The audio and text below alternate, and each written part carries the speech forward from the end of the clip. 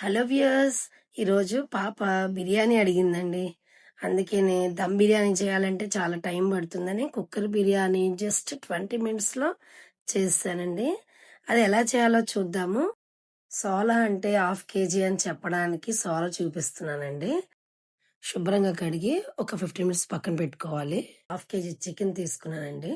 కళ్ళుప్పు సరిపడా, ఒక స్పూను పసుపు, ఒక స్పూన్ మిరియాల పొడి, ఒక స్పూను జీలకర్ర, ఒక హ్యాండ్ఫుల్ పుదీనా, కొద్దిగా కొత్తిమీర, ఒక చిన్న మిర్చి వేసానండి, నిమ్మరసం ఒక అరచెక్క, పెరుగు ఒక 2-3 స్పూన్స్ మిక్స్ చేసి ఒక 1/2 అవర్ పక్కన పెట్టుకోవాలి.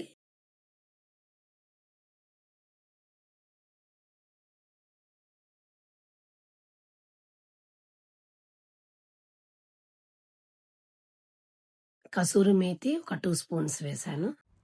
ఈలోపు స్టవ్ మీద ప్యాన్ పెట్టి ఒక పెద్ద గరిటె ఆయిల్ వేసుకోవాలి. ఒక 2 స్పూన్స్ గీ వేయాలి.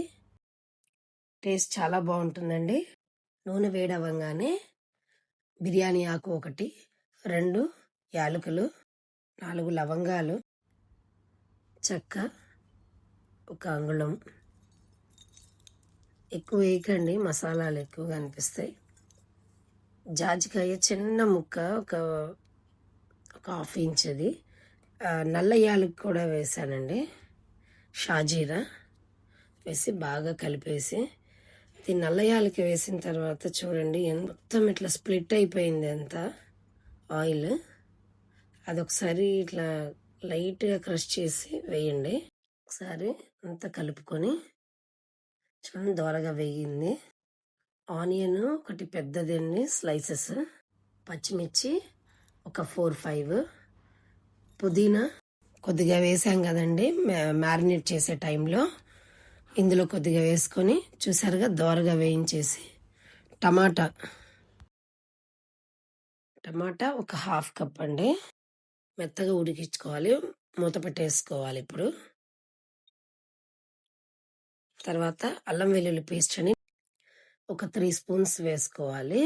పచ్చి వాసన మాత్రమే పోవాలండి, బాగా ఫ్రై అయ్యేటట్టు చేయకండి. ఎప్పుడైనా ఫ్లేవర్ మారిపోతున్నాయి కర్రీస్. చూడండి, లైట్ పచ్చి వాసన పోయే వరకు. పెరుగు 1 కప్పు వేసాను. ఒకసారి మిక్స్ చేసుకొని మ్యారినేషన్ చికెన్ కూడా వేసి మిక్స్ చేసేయాలి. చికెన్లో ఉన్న వాటర్ కూడా అంతా బయటకు వచ్చేసి చక్కగా ఉడుకుతుందండి. లైట్గా, మరి మనం కుక్కర్లో పెడుతున్నాం కాబట్టి ఎక్కువ అక్కర్లేదు, కానీ నీస్ వాటర్ పోయే వరకు లైట్గా ఉంచేసి ఆయిల్ పైకి తేలిన తర్వాత మాత్రమే కారం వేసాను నేను. చూడండి, కారం మనకి ఎంత కావాలో కొద్దిగా ఎక్కువే పడుతుంది, ఎందుకంటే రైస్ కూడా ఉంటుంది కాబట్టి. మీరు చికెన్కి 1/2 కేజీ చికెన్కి ఒక 4 స్పూన్స్ వేసారంటే రైస్ కూడా ఒక 2 స్పూన్స్ ఎక్స్ట్రా వేసుకోండి, ఎందుకంటే ఆ ఘాటు ఉండాలి. మిర్చి కూడా వేసారు, అన్నిటినీ చూసుకొని ఘాటు వేసుకోవాలి, ఎందుకంటే పిల్లలు కూడా తినాలి కదండి చక్కగా. చూసారా, మిక్స్ చేశాను.